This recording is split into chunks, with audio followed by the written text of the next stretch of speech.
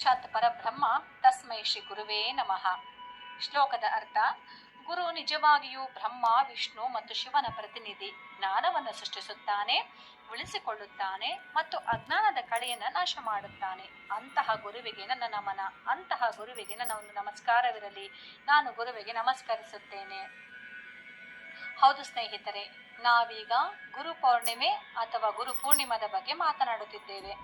ದೃಶ್ಯ ಪಂಚಾಂಗದ ಪ್ರಕಾರ ಪೂರ್ಣಿಮಾ ತಿಥಿ ಜುಲೈ 20ರಂದು ಸಂಜೆ 5:59ಕ್ಕೆ ಪ್ರಾರಂಭವಾಗುತ್ತದೆ ಮತ್ತು ಜುಲೈ 21ರಂದು ಮಧ್ಯಾಹ್ನ 3:46ಕ್ಕೆ ಕೊನೆಗೊಳ್ಳುತ್ತದೆ. ಗುರು ಪೂರ್ಣಿಮಾವನ್ನು ವ್ಯಾಸ ಪೂರ್ಣಿಮಾ ಎಂತಲೂ ಕರೆಯುತ್ತಾರೆ. ವ್ಯಾಸ ಪೂರ್ಣಿಮಾವನ್ನ ಹಿಂದೂ ಮಹಾಕಾವ್ಯ ಮಹಾಭಾರತದ ಲೇಖಕ ವೇದವ್ಯಾಸ ಅವರ ಜನ್ಮದಿನದಂದು ಆಚರಿಸಲಾಗುತ್ತಿದೆ. ಹಿಂದೂಗಳ ಸಂಪ್ರದಾಯದ ಪ್ರಕಾರ ಗುರು ಪೂರ್ಣಿಮಾ ಹಬ್ಬವನ್ನ ಆಷಾಢದ ಶುಕ್ಲ ಪಕ್ಷದ ಹುಣ್ಣಿಮೆಯ ದಿನದಂದು ಆಚರಿಸಲಾಗುತ್ತದೆ. ಗುರು ಪೂರ್ಣಿಮಾ ಗುರು ಮತ್ತು ಶಿಷ್ಯರ ನಡುವಿನ ಪೂಜೆ ಸಂಬಂಧವನ್ನು ಗೌರವಿಸುತ್ತದೆ. ಗುರು ಎಂಬ ಪದವು ಮೂಲ ಸಂಸ್ಕೃತದ ಪದವಾಗಿದೆ. ಅಂದರೆ ನಮ್ಮ ಜೀವನದಿಂದ ಅನಕ್ಷರತೆ ಮತ್ತು ಅಜ್ಞಾನದ ಕತ್ತಲೆಯನ್ನು ತೆಗೆದುಹಾಕುವ ವ್ಯಕ್ತಿ. ಇದನ್ನ ಗು ಅಂದರೆ ಕತ್ತಲೆ ಮತ್ತು ರು ಅಂದರೆ ಕತ್ತಲೆ ತೆಗೆಯುವುದು ಎಂದು ಅರ್ಥೈಸಲಾಗಿದೆ. ಗುರು ಎಂದರೆ ನಮ್ಮ ಜೀವನದಿಂದ ಅನಕ್ಷರತೆ ಮತ್ತು ಅಜ್ಞಾನದ ಕತ್ತಲೆಯನ್ನು ಹೋಗಲಾಡಿಸುವವನು ಎಂದರ್ಥ. ಪ್ರತಿಯೊಬ್ಬರ ಸಾಧನೆಯ ಹಿಂದೆ ಗುರುವಿನ ಶ್ರಮ ಇದ್ದೇ ಇರುತ್ತದೆ. ಅಕ್ಷರ ಕಲಿಸಿದವರು, ಜೀವನದ ಪಾಠ ಹೇಳಿದವರು, ತಿದ್ದಿ ತೀಡಿದವರು, ಹೀಗೆ ಪ್ರತಿಯೊಬ್ಬರ ಸಾಧನೆಯಲ್ಲೂ ಗುರುವಿನ ಪಾತ್ರ ಇದ್ದೇ ಇರುತ್ತದೆ. ತುಂಬಾ ಮಹತ್ವದ್ದಾಗಿದೆ. ಗುರುವನ್ನು ಸ್ಮರಿಸುವುದು ನಮ್ಮೆಲ್ಲರ ಕರ್ತವ್ಯ. ತಾಯಿ ಮತ್ತು ತಂದೆಯನ್ನು ಹೊರತುಪಡಿಸಿದರೆ ಗುರುವು ವ್ಯಕ್ತಿಯು ಜೀವನದ ಮಹತ್ವದ ಪಾತ್ರ ವಹಿಸುತ್ತಾನೆ. ವಿಶೇಷವಾಗಿ ಭಾರತದಲ್ಲಿ ಗುರುವು ಶಿಕ್ಷಣವನ್ನು ನೀಡುವುದು ಮಾತ್ರವಲ್ಲದೆ ತನ್ನ ಶಿಷ್ಯರಲ್ಲಿ ಮೌಲ್ಯಗಳನ್ನು ಕಲಿಸುವ ಮತ್ತು ಜೀವನದ ಪ್ರಮುಖ ಪಾಠಗಳನ್ನು ಕಲಿಸುವ ವ್ಯಕ್ತಿ ಎಂದು ಗೌರವಿಸಲಾಗಿದೆ. ಆದ್ದರಿಂದ ಜ್ಞಾನ, ಶಿಕ್ಷಣ ಅಥವಾ ಕೌಶಲ್ಯದ ರೂಪದಲ್ಲಿ ನಾವು ಯಾರ ಆಶೀರ್ವಾದವನ್ನು ಪಡೆಯುತ್ತೇವೆಯೋ ಅವರನ್ನು ಗೌರವಿಸಲು ಮೀಸಲಾದಂತಹ ದಿನವೇ ಈ ಗುರು ಪೂರ್ಣಿಮಾವಾಗಿದೆ. ಗುರು ಪೂರ್ಣಿಮಾ ಹಿಂದೂ ಧರ್ಮ, ಬೌದ್ಧ ಧರ್ಮ ಮತ್ತು ಜೈನ ಧರ್ಮದಲ್ಲಿ ಕೂಡ ಹೆಚ್ಚಿನ ಪ್ರಾಮುಖ್ಯತೆಯನ್ನು ಪಡೆದುಕೊಂಡಿದೆ.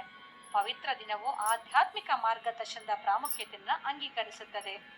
ತಮ್ಮ ಶಿಷ್ಯರ ಜೀವನವನ್ನು ರೂಪಿಸುವಲ್ಲಿ ಪ್ರಮುಖ ಪಾತ್ರ ವಹಿಸಿದ ಗುರುಗಳಿಗೆ ಕೃತಜ್ಞತೆ ಮತ್ತು ಗೌರವವನ್ನು ಸೂಚಿಸಲು ವ್ಯಕ್ತಪಡಿಸಲು ಈ ಹಬ್ಬವನ್ನು ಸಮರ್ಪಿಸಲಾಗಿದೆ. ಹಿಂದೂ ಪುರಾಣಗಳ ಪ್ರಕಾರ ಈ ಮಂಗಳಕರ ದಿನವು ಅತ್ಯಂತ ಪ್ರಸಿದ್ಧ ಋಷಿಗಳಲ್ಲಿ ಒಬ್ಬರು ಮತ್ತು ಋಷಿ ಪರಾಶರ ಪುತ್ರ ವ್ಯಾಸನ ಜನ್ಮವನ್ನು ಸೂಚಿಸುತ್ತದೆ. ಅಂದರೆ ವೇದವ್ಯಾಸರ ಜನನವಾದ ದಿನ ಎಂದು ಆಚರಿಸಲಾಗುತ್ತದೆ. ಜೊತೆಗೆ ಹಿಂದೂ ಪುರಾಣದ ಪ್ರಕಾರ ಈ ದಿನ ಶಿವನು ಯೋಗದ ಜ್ಞಾನವನ್ನ 7 ಅನುಯಾಯಿಗಳಿಗೆ ಅಂದರೆ ಸಪ್ತರ್ಷಿಗಳಿಗೆ ರವಾನಿಸುವ ಮೂಲಕ ಮಹಾಗುರುವಾದನೆಂದು ನಂಬಲಾಗಿದೆ. ಬುದ್ಧನು ತನಗೆ ಜ್ಞಾನೋದಯವಾದ ನಂತರ ಬೋಧಗಯಾದಿಂದ ಸಾರನಾಥಕ್ಕೆ ತೆರಳಿ ಅಲ್ಲಿ ನೆಲೆಸಿದ್ದನು. ಇಲ್ಲಿಯೇ ತಪಸ್ಸಿಗೂ ಕೂಡ ಕುಳಿತನು. ತೀವ್ರ ತಪಸ್ಸನ್ನು ಒಂದು ದಿನ ಬಿಟ್ಟು ಲೋಕ ಕಲ್ಯಾಣಕ್ಕೆ ತೆರಳಿದನು ಎಂದು ನಂಬಲಾಗಿದೆ. ಇದಾಗಿ ಆತ ಗಂಗಾ ನದಿ ದಾಟುವಾಗ ಆತನ ಅಳಿಯ ಅನುಯಾಯಿಗಳು ಸಿಕ್ಕರಂತೆ. ಆ ವೇಳೆ ಅವರಿಗೆ ಧರ್ಮ ಬೋಧನೆ ಮಾಡಿದ್ದನು ಎನ್ನಲಾಗಿದ್ದು ಆ ದಿನವೂ ಕೂಡ ಹುಣ್ಣಿಮೆಯಾಗಿತ್ತು. ಅಂದಿನಿಂದ ಗುರು ಪೂರ್ಣಿಮೆ ಎಂದು ಕೂಡ ಆಚರಿಸಲಾಗುತ್ತೆ ಎಂದು ನಂಬಲಾಗಿದೆ. ಇನ್ನು ಜೈನ ಧರ್ಮದಲ್ಲಿ ಪ್ರಸಿದ್ಧ 24ನೇ ತೀರ್ಥಂಕರನಾದ ಮಹಾವೀರನನ್ನು ಗೌರವಿಸಲು ಗುರು ಪೂರ್ಣಿಮಾವನ್ನು ತ್ರಿನೋಗುಹಾ ಪೂರ್ಣಿಮಾ ಎಂದು ಆಚರಿಸಲಾಗುತ್ತದೆ.